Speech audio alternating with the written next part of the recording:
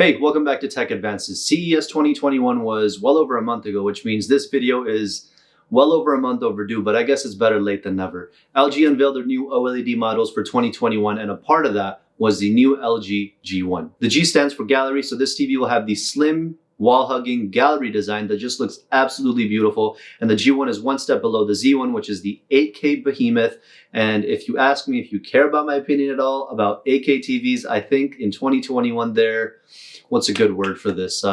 Pointless. I still think they're pointless, but that's a topic for another video. So this video is all about the LG G1. Also, by the way, including the Z1 and the G1, LG has two other TVs which are OLED for 2021 as well, which is the C1 and also the A1. The C1 is aimed at better picture processing, and the A1 is more of a budget-friendly model for those that want the OLED TVs, but don't really care to break the bank with all the top-end specs like the G1 or the Z1 would have.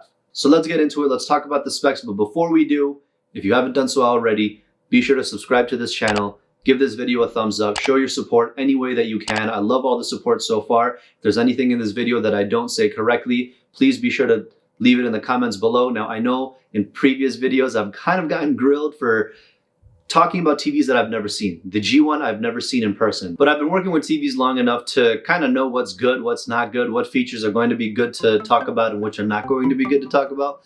So if you're somebody that gets upset at me for talking about TVs that I've never seen before, I'm sorry. I just have not seen a TV that hasn't been released yet. That's all I got to say about that. Let's get into this video.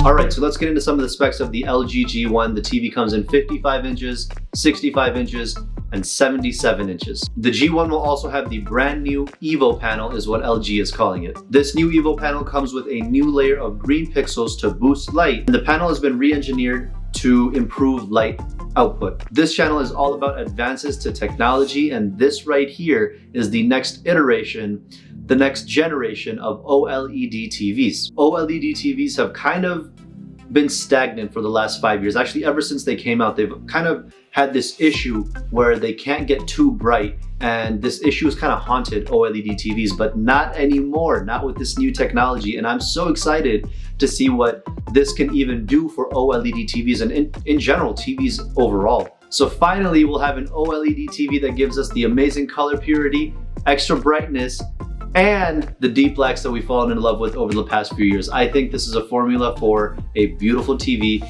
and I can't wait to see it in person. Now for the C1 and the A1, they will not have this new Evo panel. It'll only be the G1 series this year. The G1 will also use the A9 Gen 4 processor, which is run by the new AI Picture Pro software, utilizing machine learning heavily. This is very similar to what Sony is doing this year with their artificial intelligence, enhancing picture quality, and LG is following the same concept. The G1 will also support HDR10, HLG, and Dolby Vision, but there's no support for HDR10 Plus and Advanced HDR. And for the sound, there's support for eARC and Dolby Atmos, but there is no support for DTS:X. So you're seeing artificial intelligence kind of creep its way into technology. There's not really mention of hertz anymore. Back in the day, the way to categorize a TV was this is 240 hertz, this is 600 hertz if it's a plasma.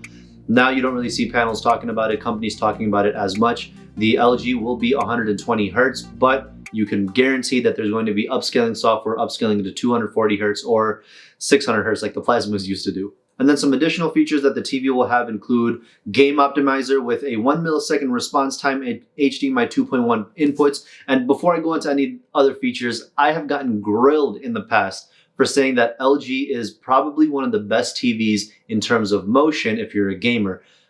I know there's a lot of Sony fanboys out there. You're probably a Sony fanboy. I am as well. And I would love to give Sony that title for the best motion, but I think that LG is taking it. I think LG is taking that title and running away with it. You can butcher me in the comments if you'd like, but let me know what you think. Do you think that LG is going to take the title for the best motion, or have they had the title over the past few years? Or do you think that Sony's going to keep the title and continue to grow in terms of motion and just have the best motion overall for gamers? Other features will include Dolby Vision IQ, Filmmaker mode, HGIG mode, and then VRR and ALLM support. This is something that is huge. It shouldn't be huge. This should be something that all TVs have at this point, but Sony decides to hold out on it.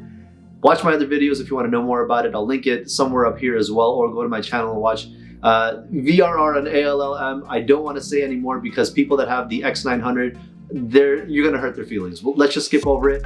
The new G1 will have support for VRR and ALLM. That's enough. Let's just keep moving on. Some additional features will be FreeSync and G-Sync as well, and then Wi-Fi 5. I'm surprised there's no Wi-Fi 6 in this TV. It's 802.11ac rather than AX. I thought it would be Wi-Fi 6 at this point, but it's Wi-Fi 5 still for some reason. And then the new WebOS 6.0, which will be awesome. It'll be awesome new redesign. WebOS has always been really good, and WebOS 6.0 will be just as good. There's also reports of a new redesign to the remote where it'll have more enhanced smart features, and I couldn't really find much more on that, but once I do, I'll make more videos on it. But yeah, there might be an update to the remote as well. So there you have it. That is the G1 overall. I think it's going to be a trendsetter in 2021's lineups for all TVs, but I think that it's going to be the right step forward going into 2021, 2022 going forward. I think that TVs are just going to get better and better from here, and I'm really excited for it. Now, between the A90J and the G1, I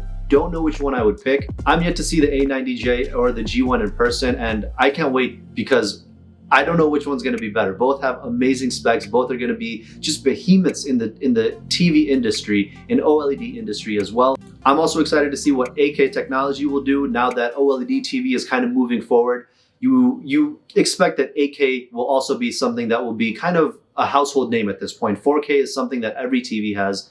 8K is going to be something that every TV will have as well. I'll be making more videos on the C1 and the A1 soon. This was about the G1. It's going to be awesome. I think that the G1 is going to be one of those TVs that you see in a store or even in somebody's house and it just has your jaw drop. And the A90J by Sony will be very similar. I don't know much about the price point yet. It's all speculation at this point. If you know anything about the price point, leave it in the comments below. If you have any opinions on this TV, leave it in the comments below. If you think this TV is not one that people should get and you think they should get the A90J, leave it in the comments below. If you've got the money, if you're thinking about saving up for a TV, definitely save up for one of these. It will last you for at least 4 or 5 years. And then from there might be more technologies coming out at that point that you might need to upgrade. But I think for the next 4 or 5 years, this is a good time to purchase, in my opinion. I thought that I would have won with the Sony, but now I'm doing research on the G1 and I think the G1 is the winner. But that's just my opinion. Let me know what you think in the comments below. If you haven't done so already, be sure to subscribe to this channel. Thanks for watching this video and on to the next one.